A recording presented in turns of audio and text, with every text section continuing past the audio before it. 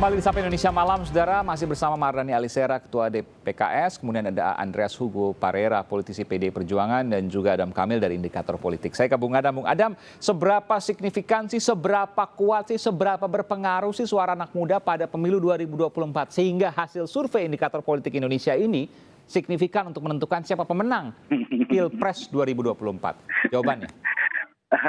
Estimasi kalau dilihat dari basis pemilih, ya memang sih tidak begitu besar, sekitar 13%. Ini dari usia berapa sampai usia berapa ini? 17 sampai 21. Oh, 17 hanya 17 dan 21 hanya 13%. Gede dong, kan anak muda 29 aja kan masih muda. Ya kalau saya bilang generasi Z dan generasi milenial sampai 40 tahun lah kurang lebih. Iya, seperti itu. Tapi kita bisa lihat sebagian karakteristiknya di kelompok yang paling muda inilah, katakanlah seperti itu. Di mana dia memiliki engagement yang sangat tinggi terhadap media sosial. 80% dia mengakses media sosial. Dan mayoritas dari yang mengakses itu, dia seringkali berkomentar. Seringkali men-share kepada kawan-kawan lainnya. Artinya? Bukankah itu efeknya akan luar biasa ke depannya?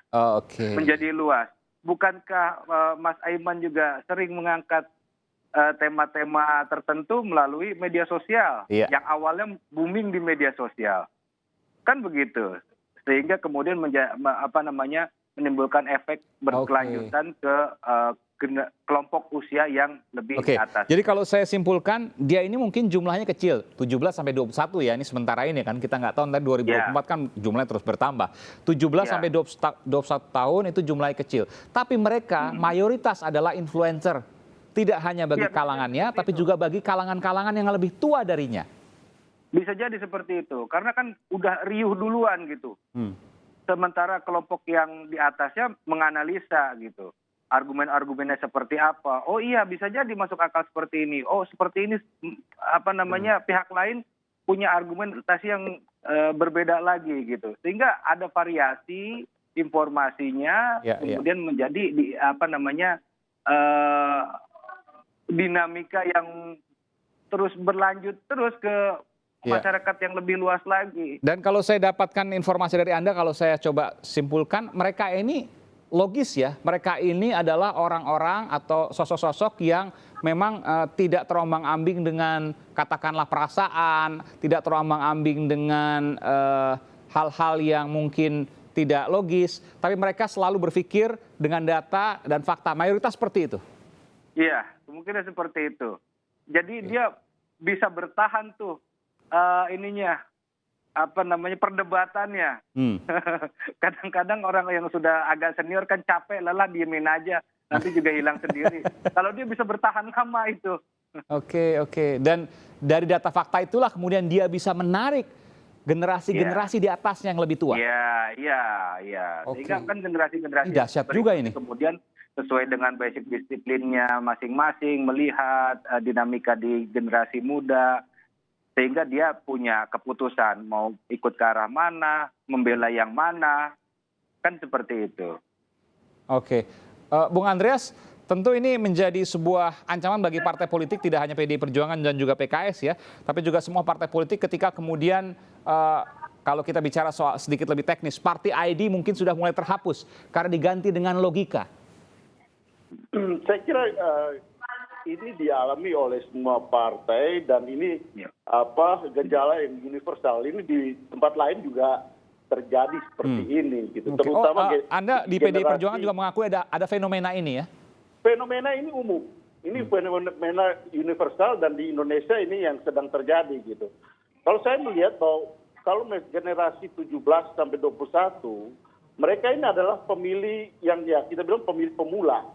Kalau yang 17 sampai 20 itu mungkin baru akan memilih untuk pertama kali gitu. Sehingga rasa ingin tahunya itu tinggi. Dan interaksi mereka dengan melalui media sosial itu juga sangat tinggi. Gitu. Itu yang tadi yang Mas Adam katakan, bahwa dengan interaksi yang tinggi ini mereka bisa secara tidak langsung itu mempengaruhi pembicaraan di media sosial. Sehingga ini harus diperhatikan gitu. Meskipun jumlahnya tadi yang dikatakan ya sekitar 12-13%. Tapi mereka adalah influencer untuk paling tidak untuk generasi sampai kepada generasi 40-an. Oke.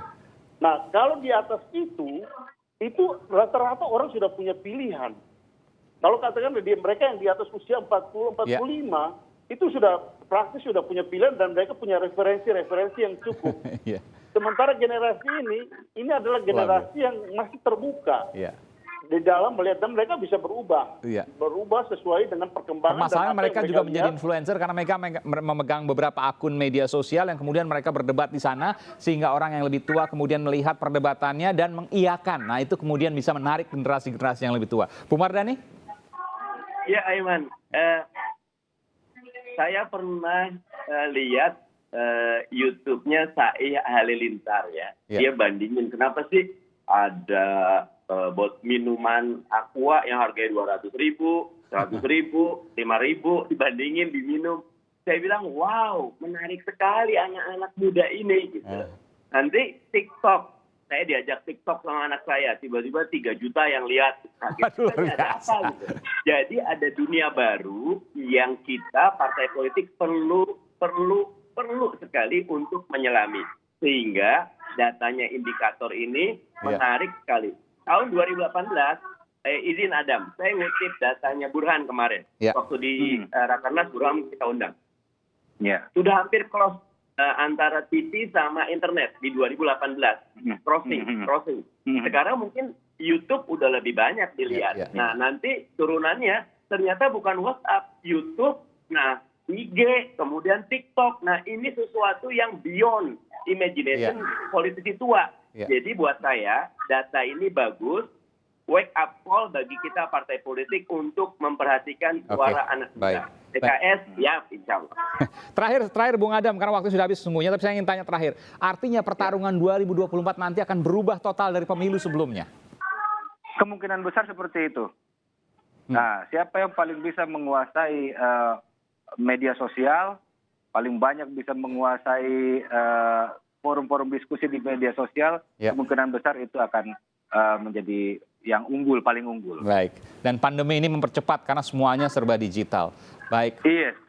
Terima kasih Bung Adam Kamil dari Indikator Politik Indonesia, Bung Mardhani Alisera dari PKS, dan Bung Andreas Pereira dari PDI Perjuangan. Terima kasih, selamat malam, sehat selalu. Saudara, sebuah rumah mewah